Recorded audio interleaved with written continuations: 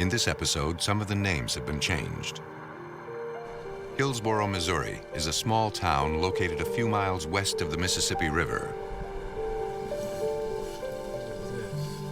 On November 21st, 2000, on a stretch of commercial property owned by a chemical manufacturing plant just outside Hillsboro, a security guard spotted a vehicle sitting in a field. He discovered a man in the driver's seat, slumped over the steering wheel. The man was unresponsive. He was bleeding from a wound in the back of his head. The security guard called 911. Jefferson County 911, what is your emergency? A man in a field... A dispatcher alerted units from the Jefferson County Sheriff's Department. 7214, 6017. Within minutes, paramedics and deputies were on the scene.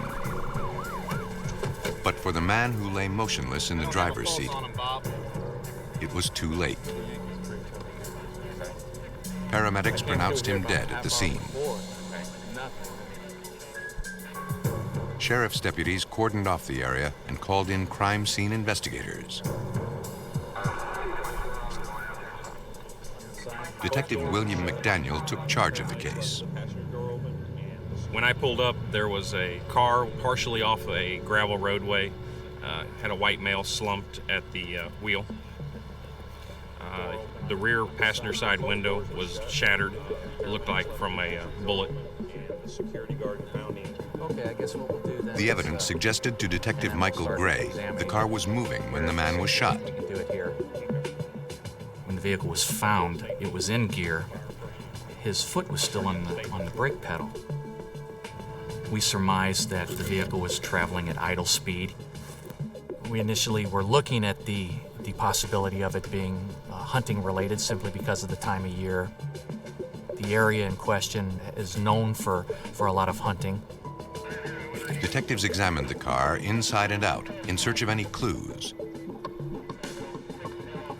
Some 30 feet away on the dirt road, investigators found shards of glass. They believed the bullet struck the car and driver here, after which he drove straight off the road. The driver was removed from the vehicle and identified by his license. His name was Larry Holman, a 44-year-old from nearby Hillsboro. The victim's wife was contacted. Detective McDaniel knew the victim from around town. He was a church-going family man, not a man prone to have many enemies. Open up the right door. He was also an avid hunter. Yeah, I put him down the road. The security guard revealed that the subject was in the field area scouting for deer for possible hunting locations. It's the last day of deer season, and there had been reports of poachers on the property. The car is in a field where the deer cross, so there's a chance that somebody may have thought it was a deer moving across the field. Detectives turned to forensics to find the source of the deadly shot. Well, the important thing was to try to determine the direction the projectile came from. Once we got a direction, we'd have a line on where to search for any items of forensic evidence, any shell casings, items left behind. That's why it was important to try to position everything back in its original location. We repositioned the vehicle back on the road. We figured out a trajectory angle based upon the approximate head height of the gentleman. It was a matter of setting up a tripod, taking a trajectory string, and then just extrapolating back into the wooded area.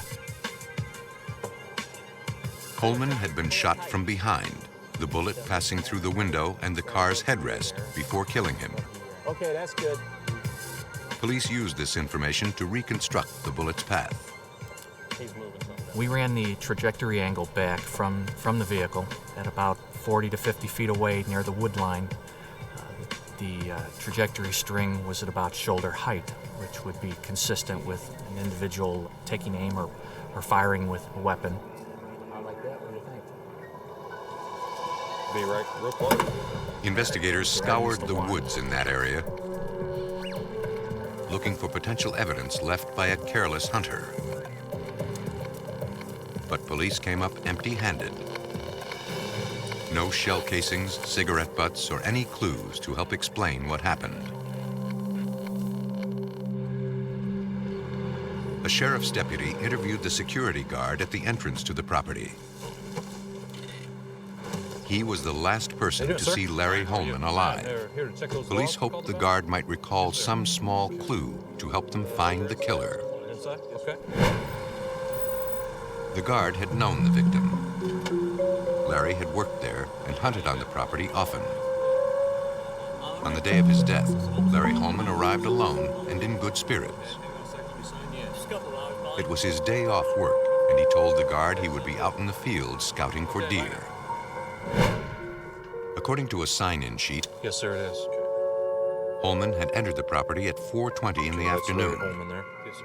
He would never sign out. Correct. Mrs. Holman? Yes. Police spoke with the victim's wife, Tammy, to see if she could shed any additional light on the investigation. I need to speak to you about your husband. I don't understand. She said she had last seen him the morning he was killed. The couple had been married nearly 15 years. She described her marriage as happy and could think of no one who wished Larry harm.